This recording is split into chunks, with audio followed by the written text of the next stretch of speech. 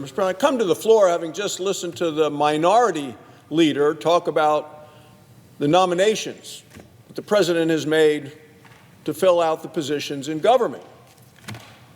The United States Senate has standards, we have customs, we have long-established traditions, and these include allowing a president to fill out the team he needs for the government to function. These traditions go all the way back to George Washington. So let me remind the senator from New York about how the Senate functions, is supposed to function, before he and those with this Trump derangement syndrome have come to the position that the country shouldn't be allowed to function.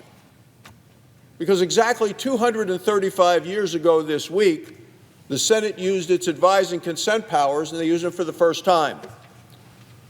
President George Washington nominated Alexander Hamilton to be the Secretary of the Treasury. The Senate confirmed him immediately. The official Senate history says minutes later, perhaps even before the messenger returned to the President's office, senators approved Hamilton unanimously. That has been the standard for more than 2 centuries. Senate Democrats have now, under Chuck Schumer, trashed this tradition of the United States Senate. Confirming even the most routine nominees is now a long and bitter fight. From Hamilton's confirmation in 1789 to Schumer's unprecedented, obstinate obstruction going on today, the Senate has gone from speed to stalemate. Prior to the Senator Schumer trying to shut down the Senate and shut down the confirmation process, routine nominees cleared the Senate chamber quickly, by voice vote, by unanimous consent, and often in groups. More than half of every president's nominees were confirmed that way until this year. 90% or more of president nominees were confirmed by voice vote or unanimous consent from the days of George Washington all the way through the presidency of Barack Obama. During President Trump's first term, Democrats cut it down to 65%. Now, during the second term, it is 0. Absolutely 0 of President Trump's nominees have been confirmed by unanimous consent or voice vote. Not a single nominee has been confirmed that way since President Trump took office almost 8 months ago. President Trump is the first president in the United States history to not have a single nominee confirmed by voice vote or unanimous consent, not one. Never happened before in the history of the United States. Maybe Chuck Schumer's proud of that. Maybe he's going to use it around with the Democrats in the far left wing of his party, who continue to be radical, extreme, dangerous, and scary and don't want this country heading in the right direction. But it's a disgrace what he has done to the United States Senate. This is the Schumer confirmation shutdown. He and the Senate Democrats are forcing the Senate to waste hundreds of legislative hours because they have filibustered each and every one of President Trump's nominees, every single one. 109 sub-cabinet nominees have been confirmed this year. Democrats filibustered every one of the 109. And that calls for 2 separate roll call votes with 2 hours in between set aside for debate. Now, of the 109 nominees, in those 2 hours that were set aside for each one of those 109, 81 of them, not a single word was spoken by the Democrats on the floor about any of them. Chuck Schumer just came to the floor and he said something. He said, these nominees are not qualified. They didn't say anything about when any of these 81 actually came to the Senate floor, when we voted through cloture and then waited 2 hours for the Democrats. They talked about other things. They didn't talk about the nominees. If they're so bad, why didn't they talk about them? The average amount of time on all of these sub-cabinet nominees spent by the Democrats, 2 minutes and 12 seconds. 81 of them, they said nothing. Only 7 of them did they talk about for more than 10 minutes. If they're so bad, why aren't they talking about them? Because these people are qualified. But they were delayed for no reason other than the Trump derangement syndrome. Each one has been confirmed after maximum amounts of time have expired. That's time that should have been spent on legislation.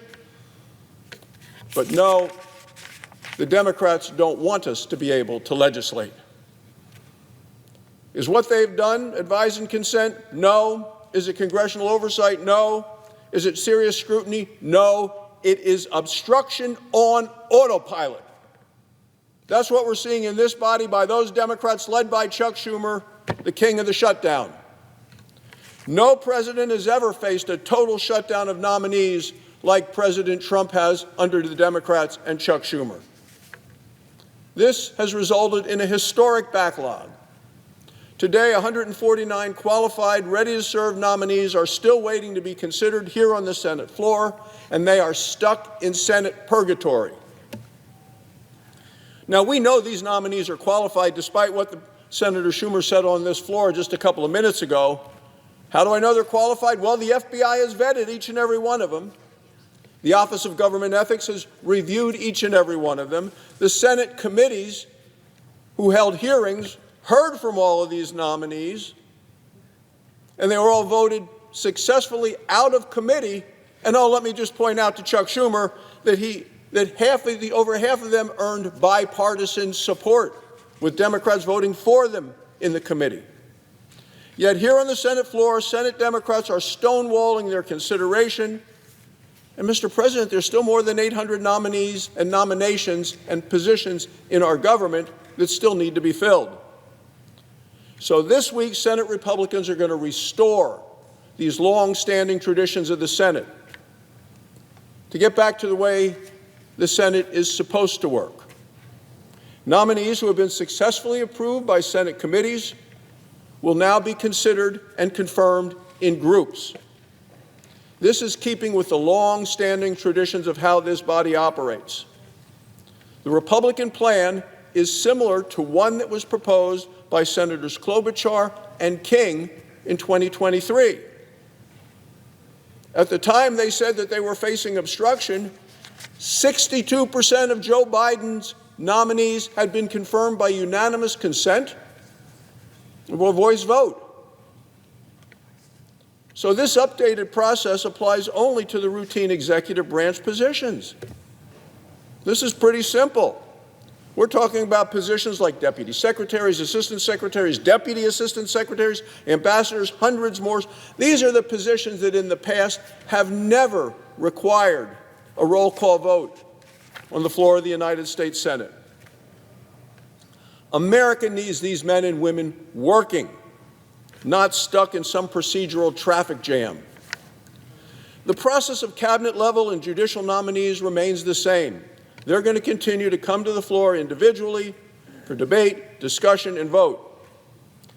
These rule changes will get the Senate working again, doing the business of the American people. 8 months now into President Trump's second term, only 12% of President Trump's team is in place. Now remember, modern presidents have over 1,000 positions to be filled. At this pace, it would take over 1,000 additional hours of Senate time on the floor to fill them. No Senate, Democrat or Republican, has ever operated this way. No president, Democrat or Republican, can govern efficiently under the current abuse by the Democrats. The Schumer confirmation shutdown leaves critical jobs unfilled in our government. That weakens our economy. It undermines our international diplomacy. It jeopardizes our safety. It disrespects the will of the voters. This rules update will clear this backlog of nominees, and it will allow us to scrutinize nominees effectively and confirm qualified nominees efficiently. Committees are still going to hold hearings. They'll still question the nominees. There'll still be all of the background work, and then the FBI checks will still be done. The Office of Government Ethics will still review the conflicts. None of that changes. What changes is this pointless partisan delay right here on the Senate floor. What we are doing today is restoring the Senate's constitutional responsibility. That responsibility is advise and consent, not stall and delay. President Trump was elected to get America back on track. He deserves to have his team on the job, and so do the American people. Senate Republicans are committed to make the Senate work again, just as it has for every president up until now. Thank you, Mr. President. I yield the floor.